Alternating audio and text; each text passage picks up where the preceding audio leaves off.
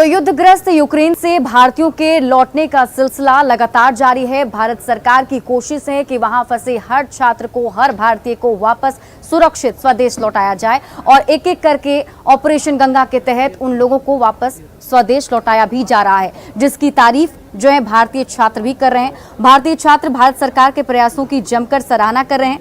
अपने देश लौटने के दौरान इन छात्रों को भारत सरकार द्वारा जो सुविधा उपलब्ध कराई जा रही है उसका उन्हें काफी ज्यादा मदद मिला है और वीडियो बनाकर छात्र अपने परिजनों को भेज रहे हैं। मधुबनी के हरलाखी के रहने वाले छात्र के परिजनों ने न्यूज़ 18 से वीडियो शेयर किया, जिसमें छात्रों ने पीएम मोदी और भारत सरकार का आभार जताया है।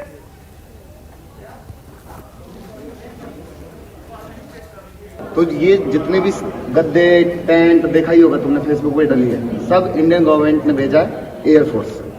ठीक है, तो सैल्यूट उनको है सबसे पहले। थैंक यू मोदी जी बोल लो, सारे जितने भी 4 मिनिस्टर आए हैं उनको बोल लो।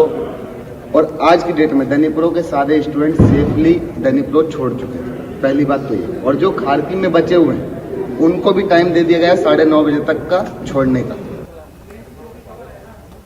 तो यूक्रेन से छात्रों के वापस आने का सिलसिला लगातार जारी है और इसी कड़ी में पटना के ऋषभ मिश्रा भी अपने घर वापस लौट आए हैं। उनको अपने घर पर देखकर उनके परिजन काफी ज्यादा खुश हुए और मां ने उनकी आरती उतारकर उनका स्वागत किया। पिता के चेहरे पर भी खुशी साफ तौर पर देखी जा रही थी, क्योंकि बेटे के वापस आने पर पूरे परिवार में खुशी का माहौल है। पटना का ऋषभ मिश्रा सकुशल यूक्रेन से लौट आया है। लौटते ही परिजनों की खुशी देखते ही बन रही है। देखिए किस तरह से घर पहुंचने के बाद जो पेरेंट्स हैं आरती दिखा रहे हैं और एक तरह से चेहरे पर जो उत्साह है साफ तौर से देखते बन रहा है। लेकिन जो ऋषभ है अब भी उसके अंदर दहशत कायम है, क्योंकि आंखों से उसने खौफनाक मंजर को देखा है। ऋषभ से ही हम सबसे पहले बात करते हैं। किस तरह की हालात थी, आपने क्या देखा?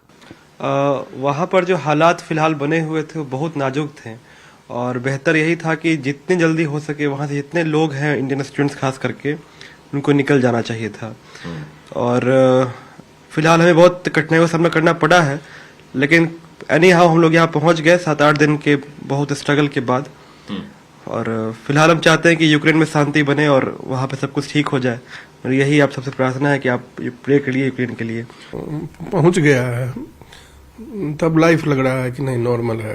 अंदर से दहशत और डर होगा, बहुत डर था, खास करके क्योंकि जो चीज हम कर नहीं पा रहे हैं थैंक्स टू, ठीक है गवर्नमेंट से भी थोड़ा सा मैनेजमेंट में प्रॉब्लम हुआ, लोग थोड़ा सा रेलुक्टेंट रहे शुरू में, लेकिन आफ्टर ऑल विश्वास तो एक ही पर था कि या तो भगवान बचाएंगे और दूसरे रूप में हम उसको कह सकते हैं तो मोदी जी बचाएंगे, सेकंड गॉड ऑफ इंडिया। मतलब मोदी जी में विश्वास था कि सेकंड गॉड बन के विश्वास, और उन्होंने करके भी दिखाया। ठीक है, उनके ऑफिशिएट्स, कुछ उनके एम्बेसडर्स वो अच्छा ढंग से इसको टैकल नहीं कर पाए, जिसके कारण से बहुत कष्ट हुआ इन लोगों को। जो परिजन है देखिए किस तरह से पूरी बात कह रहे हैं, लेकिन इन्हें विश्वास था एक तो भगवान पर और दूसरा भारत के प्रधानमंत्री मोदी पर। जाहिर है जब घर का लाल सकुशल लौट आया है तो निश्चित रूप से ये थैंकफुल बता रहे हैं और जिस तरह से उम्मीद जता रहे हैं कि जो बच्चे हैं उनकी पढ़ाई अब आगे बाधित नहीं हो, इसको लेकर भी भारत सरकार कुछ उपाय करे। कैमरामैन दीपक के साथ रजनीश कुमार, न्यूज़ 18 पटना। जहानाबाद के भी यूक्रेन में 6 छात्र फंसे हुए थे, जिनमें से 2 छात्र जो हैं वापस लौट आए हैं। उन्हीं में से एक अंशुमन जब अपने घर पहुंचा तो जो परिजन हैं उनके चेहरों पर खुशी थी और सभी ने उनका स्वागत किया। अंशुमन से खास बातचीत की हमारे सहयोगी राजीव विमल ने। 24 फरवरी को रसिया ने यूक्रेन के कीव एयरपोर्ट पर कब्जा कर लिया और इसके साथ ही वहां मौजूद कई विदेशी जिसमें भारतीय भी थे, खास करके छात्रों की परेशानी बढ़ गई। कई छात्र विषम परिस्थितियों में यूक्रेन से दूसरे देशों के बॉर्डर तक, रोमानिया और दूसरे पास के पड़ोसी देशों तक पहुंचे।